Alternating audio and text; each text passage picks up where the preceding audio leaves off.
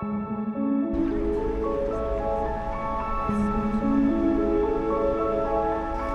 good morning. It's about 10 to 8 on a Thursday morning from my hometown of Bath, and it's mid-October. I'm stood on this cycle pedestrian bridge over the River Avon. It really is beneficial to me where I live. It means I can get through the centre of Bath at rush hour, virtually traffic free, running alongside the river. I just noticed how high the river is actually. So that's the old Stoddart and Pitt crane works behind us, which is now business centres, innovation hubs.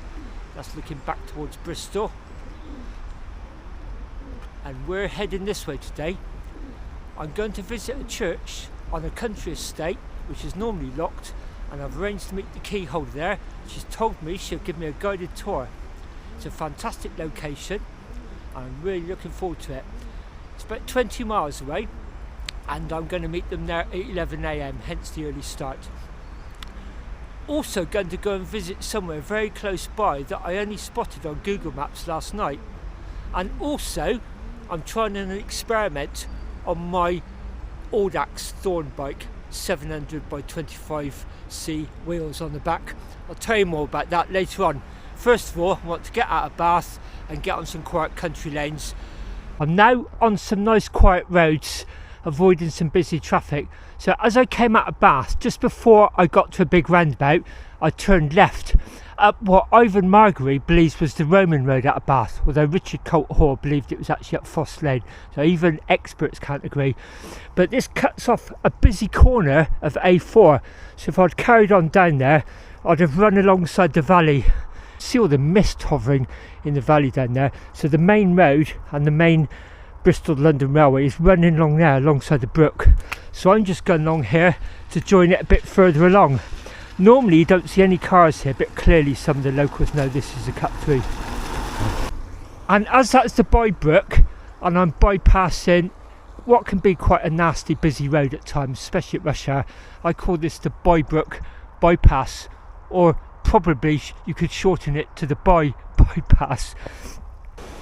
We've just dropped down to the Boy. You can probably hear it. Pretty nice powerful sluice here actually, so you get an idea of how much water is coming off the hills. I said recently that my new giant SLR bike, I'd originally thought the tyres were tubeless, but when I looked into it more thoroughly, it says they're tubeless ready. But before I realised that foolishly, I went and bought all the stuff, the little worm things to seal big splits, and also got the syringe, you know, when I knew I would need to replace the sealant to get that in through the valves. And then suddenly realised, oh, they're not tubeless after all, they're inner tubes. I felt a little bit stupid, but hey ho. And then I thought, well, I've got all this kit, why don't I actually buy some sealant and try putting it in the inner tubes, you know, because you can take the core valve out and have a hole to put it in. And so I tried it.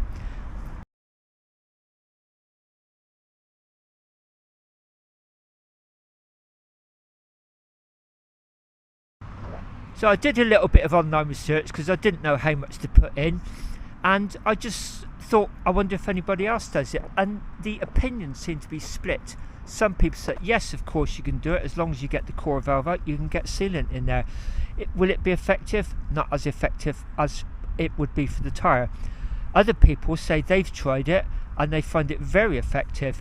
One forum post was a guy who wasn't sure whether to go tubeless, so he injected the sealant in as an experiment. And I don't know how long it was because he didn't say that, but he did say eventually when he took the inner tube out, it was actually stuck to the tyre. He had to rip it out. The sealant had actually come out, mending a puncture, and actually stuck the inner tube to the tyre.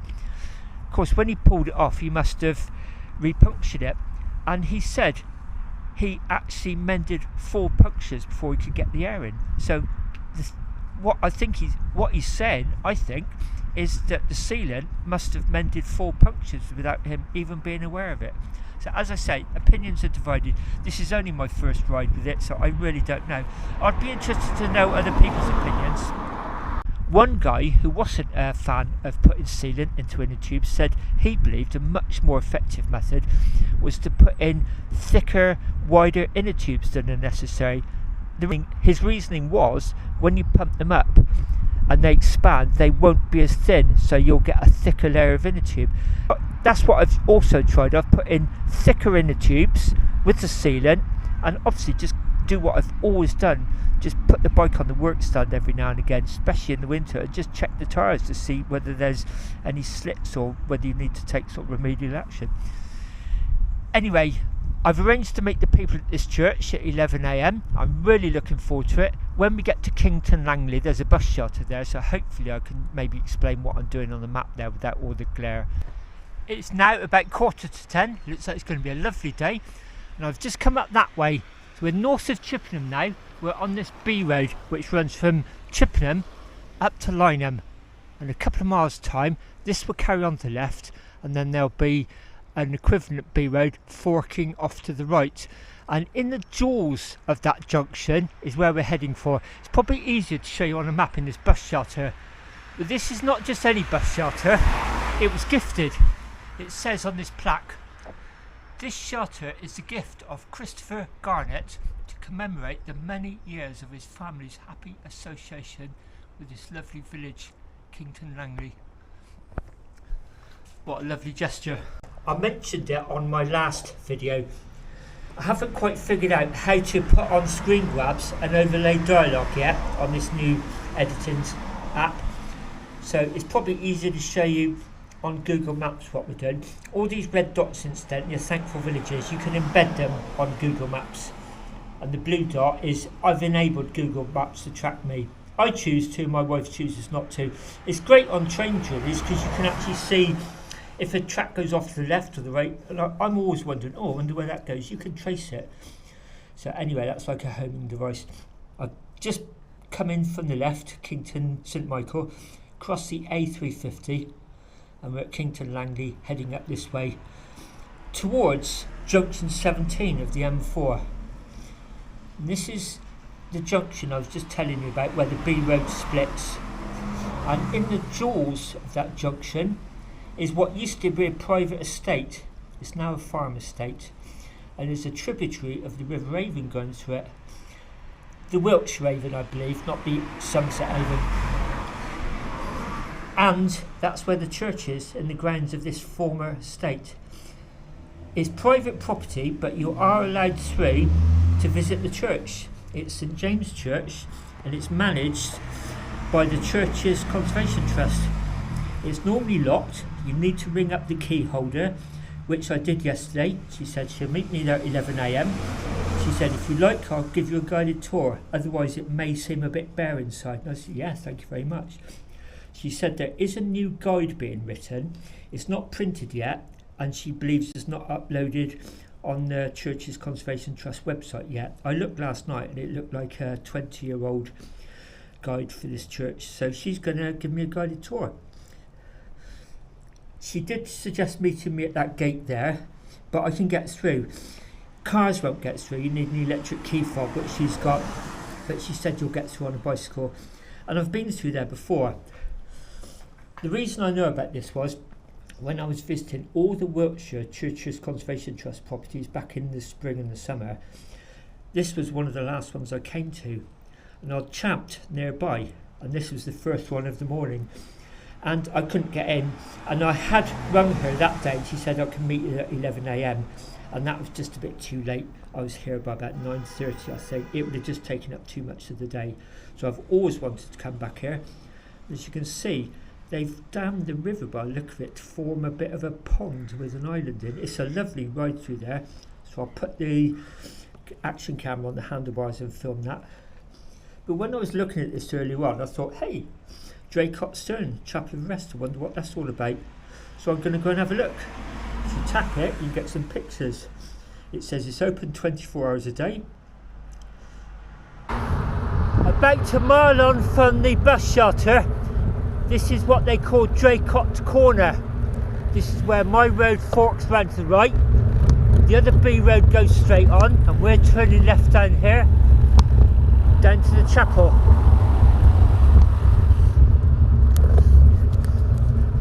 I've got about 45 minutes until I've arranged to meet the people at the church back there. So I've got 45 minutes just to have a look. Oh, here it is. This looks lovely. Literally just a couple of 100 yards from that junction you may see a car go around shortly, and here we are, the chapel.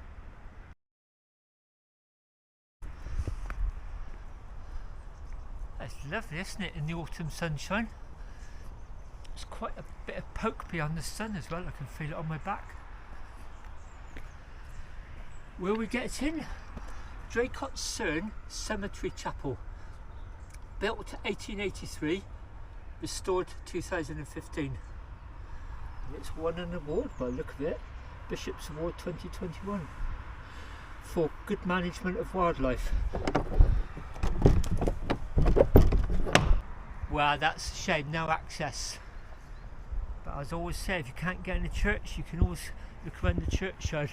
It's an open bell tower, just a single bell by the look of it. What looks like a rusty old weather vane up there. And it won an award for a wildlife garden. So what I've come to realise over the last few years, lots of churches rewild their garden. Look, you can see here, they've maintained the graves, as they should, but look, they've just let this grow wild, long grass. And so many churches do that, and I've tried to do that as well in my back lane. I was sat down just having a picnic a couple of years ago, and I was watching this guy doing some gardening. It was near Warmley signal box on the Bastard Bristol bike track, and we got chatting because I used to work in horticulture, and he said something which made me think. He said, I'm trying to plant wildflowers. You would think wildflowers would grow anywhere, wouldn't you? But they don't. They're very fussy. They actually like poor soil. I went, oh really? I didn't know that. And he said, yeah, when you sort of see them in verges, it's untreated soil. And then he pointed to his compost bin. He sort of said, that's probably why we've improved the soil too much. Sometime later, I was just in bed, just about to drop off to sleep, you know, when you have those random thoughts. And I thought, if they like untreated soil, my back lane is untreated soil, I will try planting some wildflowers there. And I have the last couple of years, and they've worked really well. And next year, I've actually already got them. I'm going to put in ox and daisies, because I did a little bit of research on the church's wildlife trust, and it said ox and daisies are probably the easiest and the best thing to put in. Just don't put anything else with them though, they don't like competition. But if they're left alone by themselves, they'll thrive, and they are so good for wildlife. This year we've still got quite a colourful display in my back lane, down the back of our wall. I haven't done other people's walls, only our own. But I'll be digging those up in a couple of weeks' time, leaving it to recover a little bit over the winter, and then I'll be putting the seeds in soon after Christmas. Oh, this is really nice. As I said, that sun is so bright. I didn't bring sunglasses out today. I didn't feel the need for them, but I think I've got that one wrong.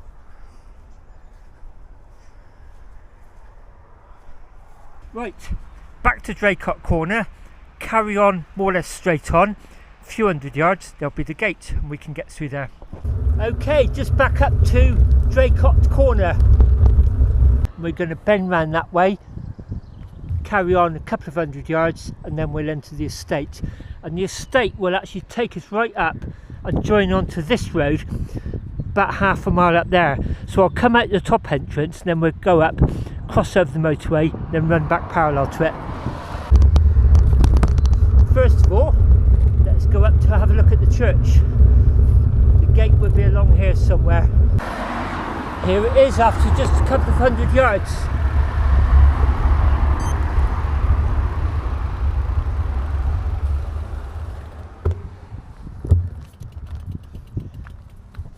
And it says up here, pedestrian access only to St. James Church, Draycot Cerne.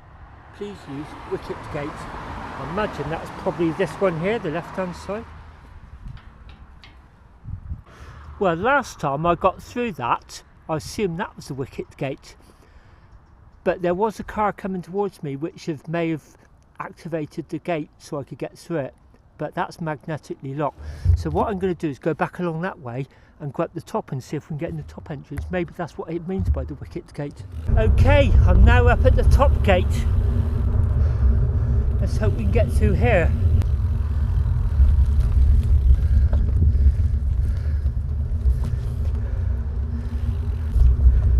This is lovely, isn't it? So we're coming in from the top entrance. That other bottom gate really is locked. Lovely avenue of golden autumnal trees. What's turning out to be a lovely day. The church will be just through the gatehouse of this farm, and then we drop down towards the river and the lake. The church is over to our right.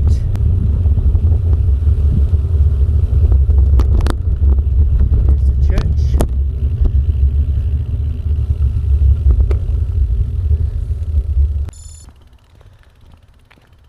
I think it was just possibly sheer luck I got in that bottom gate before. As I said, I went to push it and it opened, and I noticed the car was coming towards me, so maybe she had activated the disabling lock. So the porch is round the bottom, overlooking the river. I'm now at the church, so if we got in that bottom gate, that's the way we would have come. Look, you can see the river bridge. That's where it opens up, and there's a little island over there. Beautiful riding through there. And here is the church, tucked away. I'm a little bit early, so I don't know if she's here yet. It looks like it might be open actually. St.James Draycot Cerne. Wow. Just hear the roar of the traffic in the distance. More of a hum really than a roar. There's a wooden gate, mesh, keep the birds out.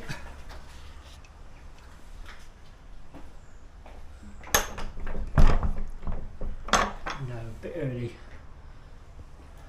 The note tells you, if you don't ring beforehand, turn right from the park on the main road. At the first bend, take the road sign Draycot Cerne. Follow this road past the cemetery, then turn left. That's where we've just come from. Then turn left off this road as it bends to the right. Approximately 3/4 of a mile from this church. So she's coming from the way we've just been, down by the chapel. You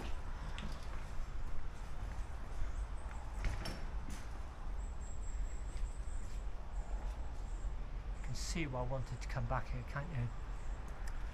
There's a little plaque up there saying something. Let's go and see what that says.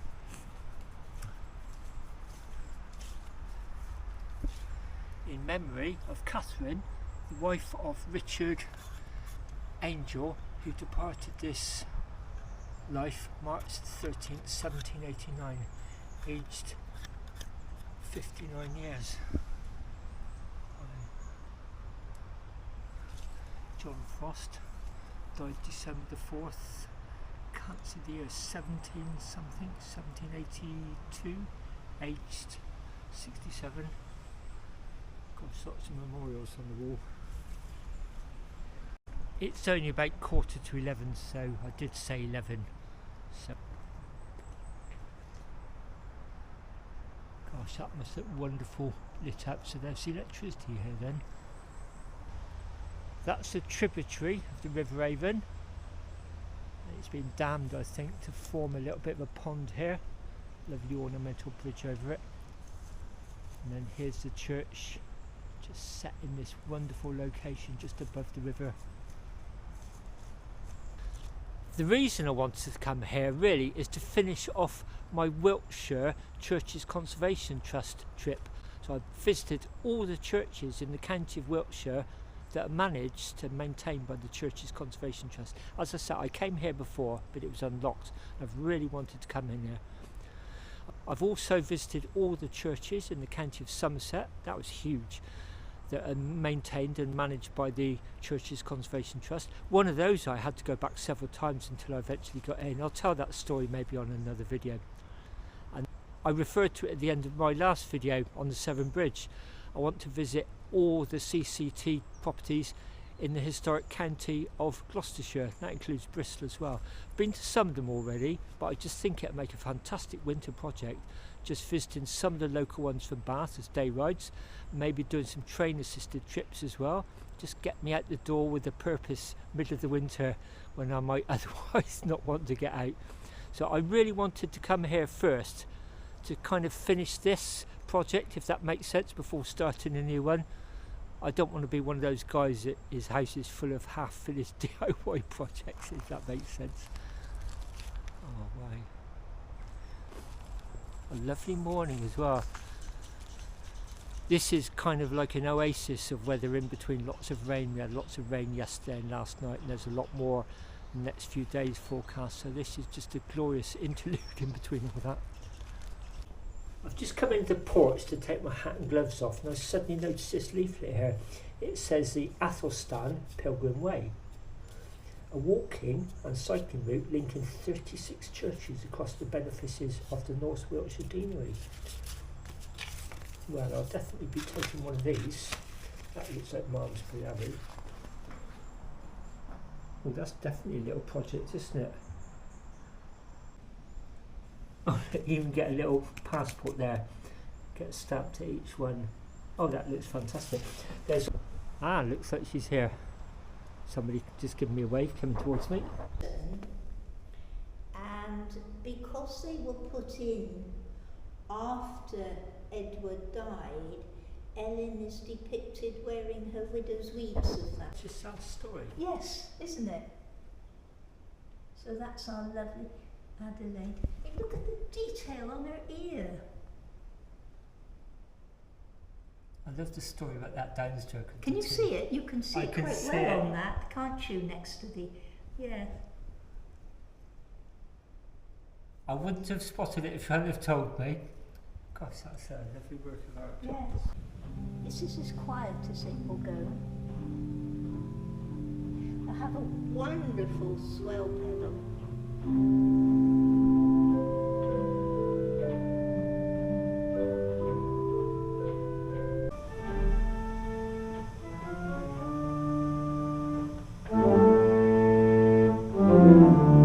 Listen to this. Isn't that gorgeous growl?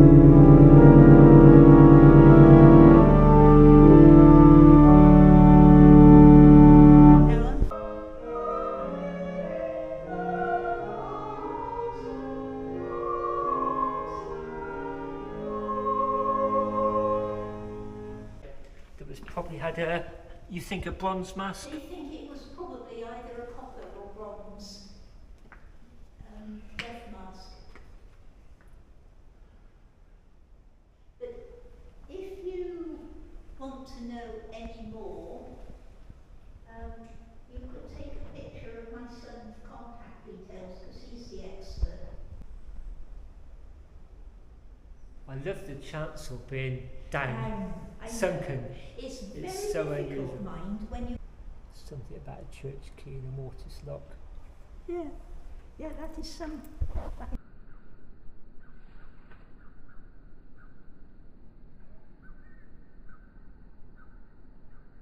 From Draycot Cerne, I headed north, crossed the M4 motorway, quite a big roundabout, you can hear it just over yonder.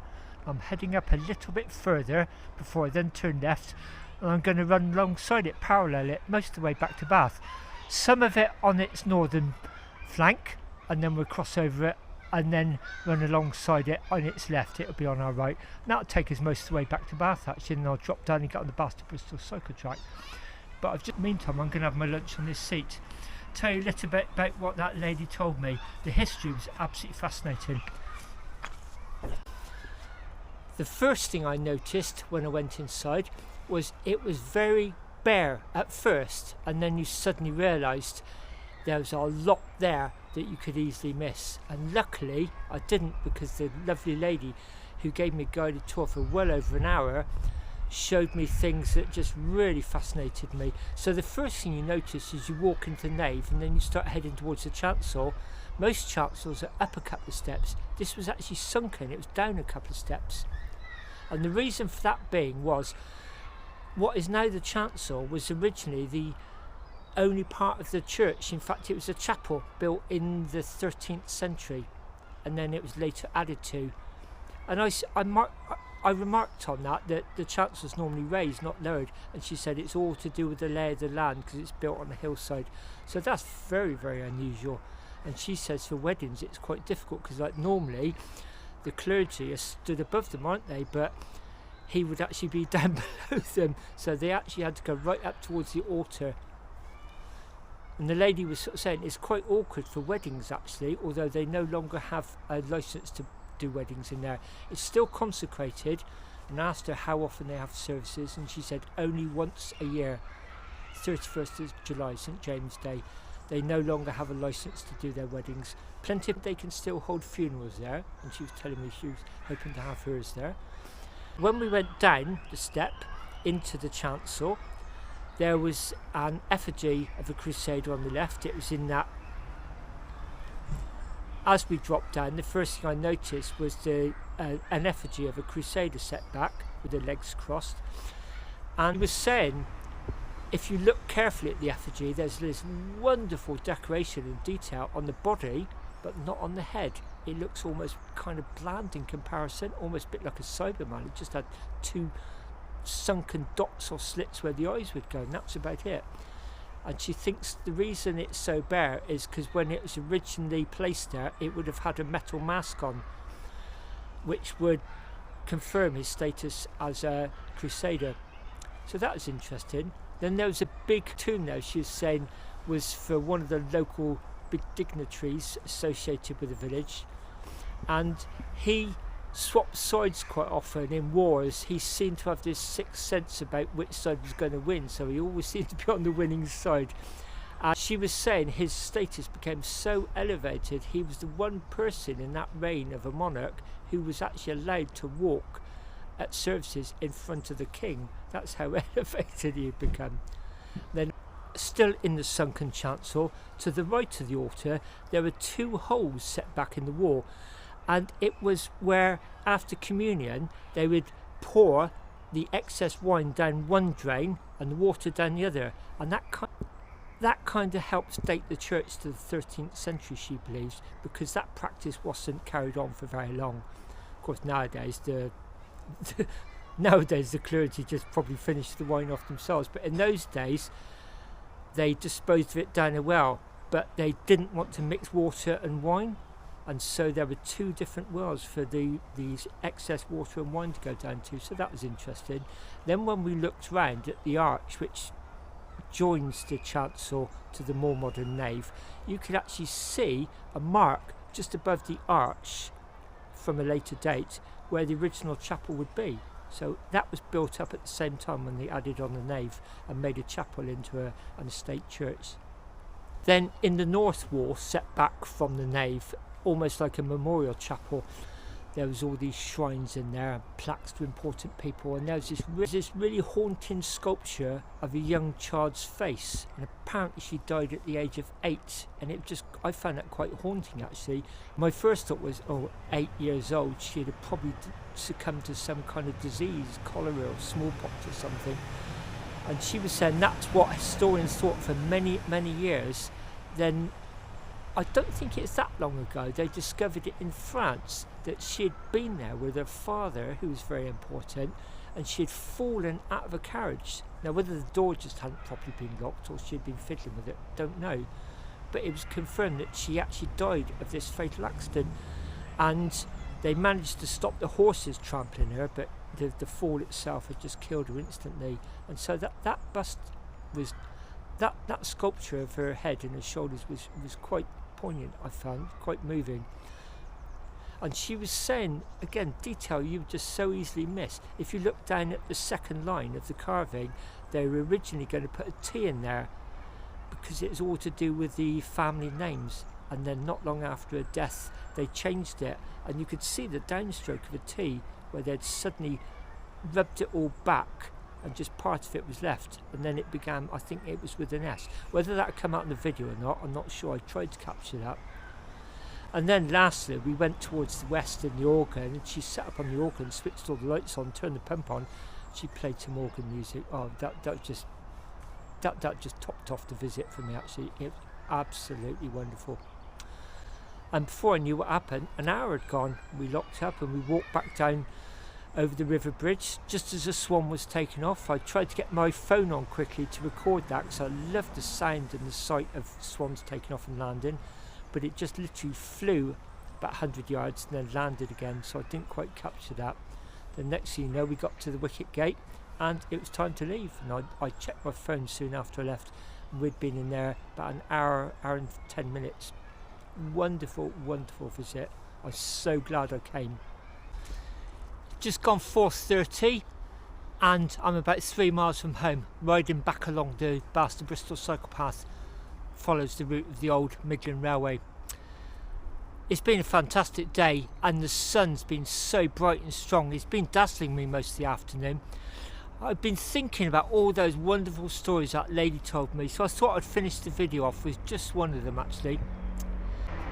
When we left the church, she said, I'll walk down to the Wicket Gate with you. She was heading home on foot. Anyway, when we got to that bridge, we were watching the swans, and I looked back and I said to her, gosh, from here you just cannot see the church. In fact, the first time I ever went there, I overshot it. I missed it because I couldn't see it. So only when I passed it and got above it, I thought, there it is down there. I said, because it's surrounded by camouflage by those trees. She said, yes, it is. She said, of course, it wouldn't have always been that way. They've grown significantly over the last 700 odd years. Then she said, see that one? And she pointed to one. She told me what type it was. I can't remember. And she said, can you see it's quite a peculiar shape? And I said, oh, yes, it is actually. It's like there's a big piece missing. She said, there is a big piece missing. It's rotting from the inside. And in some strong winds a while back, the central limb, one of the major parts of the tree, collapsed and fell. And she said we were so lucky, because if it had hit the roof, it had probably completely demolished the church. I went, oh really? And she must have sort of saw my puzzlement. I kind of envisioned it's like a few branches knocking off some stone tiles. And she said when the tree surgeons had cut all the branches off, I went in to assess the damage, and she said horizontally on the ground, she said it came up to my waist. And I sort of thought, gosh, that's really gives you an idea of just how big trees are that old, so high up. You tend to sort of think they're thinner much further up, don't you? I can see why some campers say you've got to be so careful camping in woods, because if one does come down, they call them widowmakers, don't they? But yeah, that really put it into perspective. Anyway, 3 miles from home. Hope you've enjoyed coming along. See you next time.